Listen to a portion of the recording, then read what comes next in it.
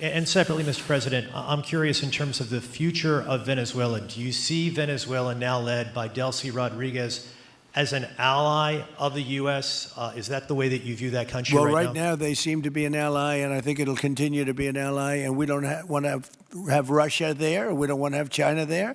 And by the way, we don't want Russia or China going to Greenland, which if we don't take Greenland, you're going to have Russia or China as your next door neighbor. That's not going to happen. How much money are you thinking of giving people in Greenland to get them on board with a possible U.S. takeover? I'm not talking about money for Greenland yet. I might talk about that.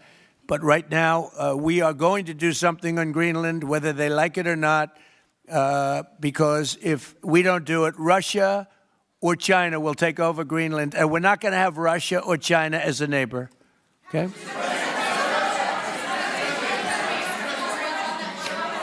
I would like to make a deal, you know, the easy way, but if we don't do it the easy way, we're going to do it the hard way. And and by the way, I'm a fan of Denmark too, I have to tell you, and you know, they've been very nice to me. I'm a big fan, but you know, the fact that they had a boat land there 500 years ago doesn't mean that they own the land. I'm sure we had lots of boats go there also. But we need that because if you take a look outside of Greenland right now, there are Russian destroyers, there are Chinese destroyers and bigger, there are Russian submarines all over the place. We're not going to have Russia or China occupy Greenland, and that's what they're going to do if we don't. So we're going to be doing something with Greenland, either the nice way or the more difficult way. Please, go ahead, ma'am. Mr. President, why is it so important to you to own it when you have a military presence there, which you could expand to affect the security? Because when we own it, we defend it. You don't defend leases the same way. You have to own it. And, you know, with a nation, look at what happened with Obama, with that horrible deal they made with Iran. It was a short-term deal. It was like a 9-year deal. Countries can't make 9-year deals or even 100-year deals. Countries have to have ownership. And you defend ownership, you don't defend leases. And we'll have to defend Greenland. If we don't do it, China or Russia will. It's not going to happen. We are not going to have, and I like China, I like Russia, I love the people of China, I love the people of Russia. I get along very well with President Putin, but I'm very disappointed in him. I get along very well with President Xi. I'm going to go over to China in April, but I don't want them as a neighbor in Greenland. Not going to happen. And by the way, and NATO's got to understand that. I'm all for NATO. I saved NATO. If it weren't for me, you wouldn't have a NATO right now. But we're not going to allow Russia or China to occupy Greenland, and that's what's going to happen if we don't.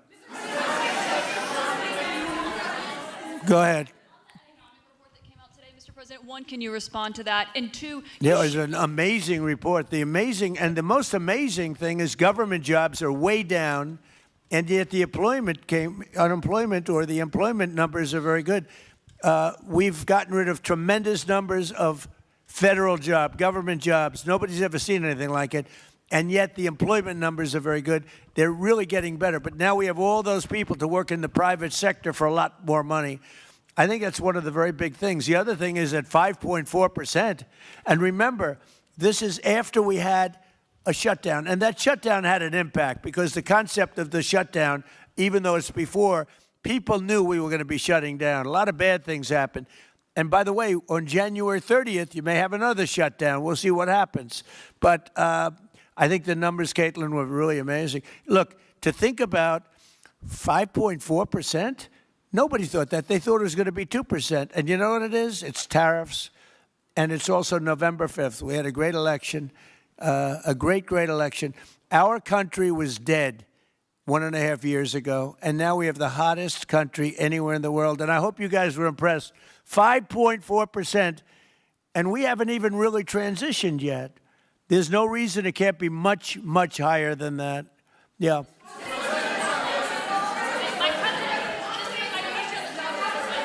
first off, can you respond to the manufacturing Let's numbers? give CNN a chance. You know, they've been fighting so hard to get back into the mainstream. Mr. President, you posted some numbers actually on Truth Social last night. People saying you posted the job data early when you're not supposed to obviously share it till the next morning. Did you do that on purpose? No, I don't know. If they posted them, I said post them whenever you get a chance. I don't know. They gave me some numbers. I When people give me things, I post them. But the numbers are amazing. Yeah, please. How does the administration plan to distribute the money from the Venezuela oil sales? Is it, obviously you say it's going to go into these controlled accounts. Yeah. Would it go back to Venezuela in a Yeah. direct payment? Is it going through these goods? How do you plan to do that? Well, And we then I want have to a make second sure question. that Venezuela can survive. You know, Venezuela needs money, and we're going to make sure that they get money, and we're going to get money, and the oil companies are going to make something for the work they do, and they're going to get back their money. We're devising a formula, but it won't be so much of a formula. It's going to be what they need. We're going to take care of what they need. There'll be plenty left over. We're going to have a lot of money left over. And the money left over is going to the United States of America, and the oil companies are going to be very happy. Yeah, please. Thank you, Mr. My second question is, would the administration offer a backstop to these oil companies for like financial guarantees, some sort of backstop, if the country did destabilize again? That's a very interesting question. Using the word backstop, I haven't heard that word in a long time. That was at the Wharton School of Finance I last heard. That's a good term. We ought to use it more often. I hope I don't have to give a backstop. I'm just, look, these are very smart people, the smartest people there, not only in oil and business. These are the biggest companies in the world sitting around this table. They know the risks. I mean, there are risks. We're going to help them out. We're going to make it real easy. They're going to be there for a long time. We're going to be there together for a long, long time. And they're going to be taking the oil, and they're going to be bringing oil prices down. They're going to make a lot of money. They're going to get their money back. They're going to be safe.